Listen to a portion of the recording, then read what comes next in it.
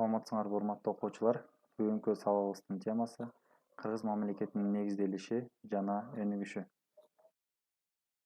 Сабактын планы: Орто Азияны улуттук мамлекеттерге бөлүү, Кара Кыргыз автономиялуу областынын түзүлүшү, бийлик үчүн күрөш, отузчулардын каты, Кыргыз автономиялуу республика болуп түзүлүшү, Кыргыз АССРнин биринчи конституциясы, Кыргыз ССРнин жарыяланышы, Кыргызстандын экинчи конституциясы.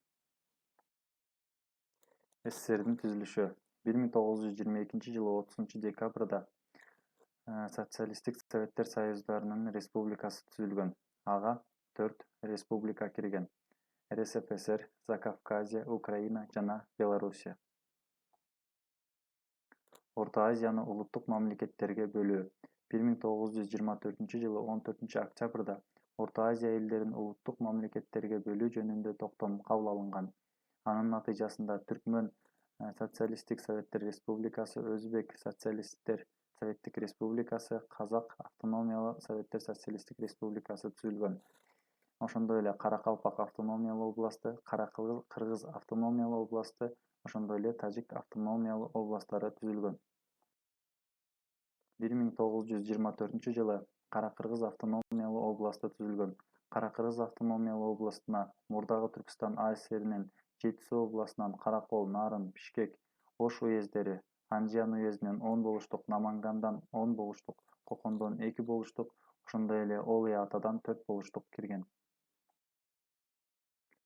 Кара Кыргыз автономиялуу областынын калкы 828,3 миң болгон. Аянты 200 миң чарчы километр. Калкында кыргыздар 63,5%. түзгөн, орустар 16,8%, өзбектер 15,4% түзгөн.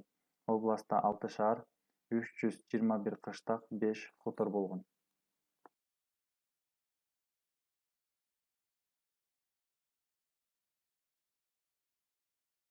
1924 жылы 18 октябрда Россия Коммунисттер партиясынын Борбордук аткаруу комитети Кара Кыргыз автономиясынын курамын бекиткен.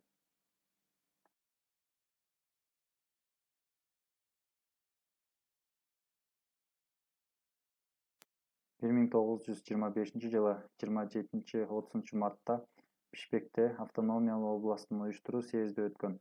Ага 135 делегат катышып, анын ичинде 18 жумушчу, 25 тыйкан, 8 кызматкер, 8 окуучу болгон. Уюштуруу съезде Советтердин областтык аткаруу комитетин шайлаган. 51 адам кирген. Обкомдун төрагасы болуп Абдыкатыр Орозбеков шайланган.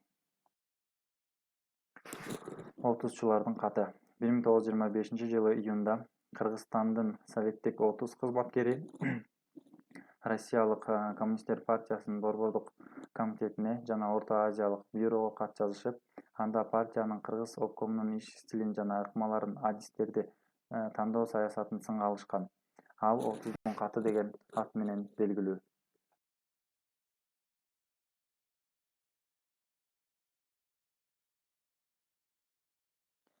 Натыйжада отузчулардын катын жазгандар партиядан чыгарылган. Кудайкулов баштаган топ Ур Токмок деп аталган оор кылмыш иштери үчүн 1926 жылы партиядан чыгарылып, сотко тартылган. 1926 жылы 1 февралда Россиянын Борбордук комитети Кыргыз областын Кыргыз автономиялуу Советтик Социалисттик Республикасы жөнүндө чечим кабыл алган. Бул чечим 1927 жылы 7-12 мартта Кыргыз АССРнин Советтеринин биринчи съездинде мыйзамдаштырылган. 1927 жылы 12 мартта Кыргыз АССРнин Борбордук аткаруу комитетинин президиумунда 17 адам шайланган. Төрагасы Орозбеков болгон. Эл комиссарлар советинин төрагалыгына Жусуп Абдрахманов дайындалган. 1929 жылы 25-30 апрелде Кыргыз АССРнин Советтеринин экинчи съезди болуп, ага 220 делегат катышып, Кыргыз АССРнин биринчи конституциясын кабыл алган. Конституция 7 бөлүмдөн, 16 баптан жана 97 статьядан турган.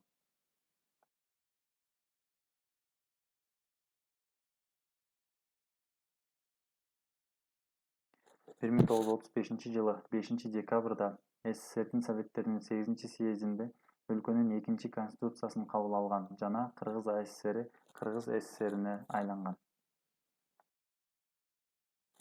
Тема боюнча суроолор. Улуттук мамлекеттүүлүк үчүн активдүү күрөшкөндөр кимдер эле?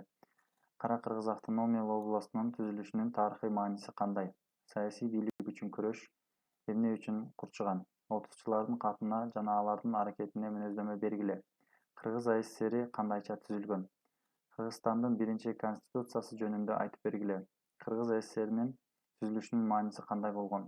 Кыргызстандын партиялык жана мамлекеттик жетекчилери кимдер эле жана алар жөнүндө эмне билесиңер?